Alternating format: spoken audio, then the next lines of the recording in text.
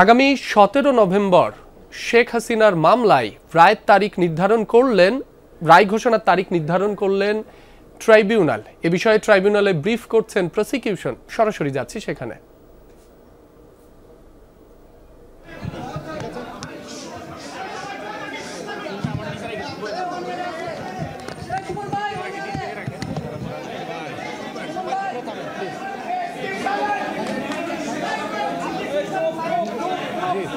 প্রিয় সাংবাদিক বন্ধুগণ,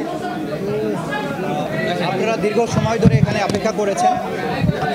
যে মামলার ব্যাপারে আপনারা তথ্য জানার জন্য এসেছেন সে বিষয়ে প্রসিকিউশনের পক্ষ থেকে আপনাদেরকে আমরা কিছু প্রয়োজনীয় তথ্য জানাতে চাই। তা আপনারা অনুগ্রহ করে একটু শব্দ বন্ধ করেন। প্রিয় সাংবাদিক বন্ধুগণ, আপনারা জানেন যে আজকে আইসিটিভিজি কেস নাম্বার 2/2025 সেই মামলাটির আজকে একটা নির্ধারিত তারিখ ছিল। সেই মামলাটি হচ্ছে শেখ হাসিনা, আসাদুজ্জামান খান কামাল এবং চৌধুরী আব্দুল আল মামুন, তিনজন আসামির বিরুদ্ধে। তাদের বিরুদ্ধে গত জুলাই এবং আগস্টে 2024 সালের বাংলাদেশে সংগঠিত যে ম্যাসাকার এবং মানবতা বিরোধী অপরাধ, সেই অপরাধের দায়ে তাদের বিরুদ্ধে এই মামলাটি করা হয়েছিল। দীর্ঘ পথ পরিক্রমা শেষে, সাক্ষ্য গ্রহণ শেষে, উভয় পক্ষের যুক্তিতর্ক শেষে সেই মামলাটি এখন রায়ের জন্য প্রস্তুত হয়েছে। আজকে মাননীয় আদালত এই মামলাটির রায় ঘোষণার জন্য আগামী 17 নভেম্বর সোমবার দিন নির্ধারিত করেছেন। ইনশাল্লাহ আগামী 17 নভেম্বর সোমবার এই মামলাটির রায় ঘোষিত হবে।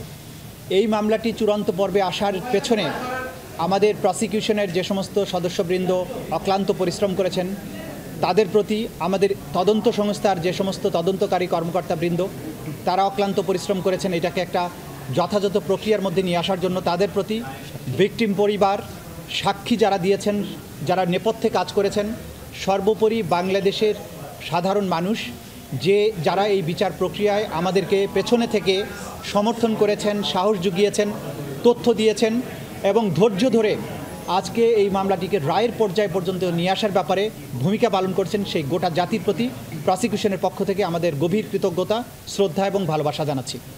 আমরা অঙ্গীকার করেছিলাম যে যারাই বাংলাদেশে যত শক্তিশালী হোক না কেন, যদি কেউ অপরাধ করে, মানবতা বিরোধী অপরাধ করে, তাদেরকে সঠিক পন্থায় বিচারের মুখোমুখি করা হবে এবং তাদের আইন অনুযায়ী যে প্রাপ্য সেটা তাদেরকে বুঝিয়ে দেওয়া হবে। সেই প্রক্রিয়ায় আমরা একটা দীর্ঘ যাত্রা শেষ করেছি। আমরা এখন চূড়ান্ত পর্বে উপনীত হয়েছি। আশা করছি ইনশাআল্লাহ 17 নভেম্বর আদালত তার সুবিবেচনা, তার প্রজ্ঞা প্রয়োগ করবেন এবং এই জাতির যে বিচারের জন্য আকাঙ্ক্ষা, যে তৃষ্ণা, সেটার প্রতি তারা সুবিচার করবেন এবং একটি সঠিক রায়ের মাধ্যমে বাংলাদেশে সংগঠিত মানবতা বিরোধী অপরাধের একটা ইতি ঘটাবেন এবং ভবিষ্যতের জন্য এই রায়টি ইনশাআল্লাহ দৃষ্টান্ত হয়ে থাকবে তেমন একটি রায় আমরা প্রত্যাশা করছি। তা আপনাদের সবাইকে ধন্যবাদ এখানে আমাদের কথা শুনে। আমরা এখন আর অতীতে বহুবার আপনাদের এই বিষয় নিয়ে কথা বলেছি, কি অভিযোগ ছিল। আমরা সর্বোচ্চ শাস্তি আদালতের কাছে প্রেয়ার করেছি।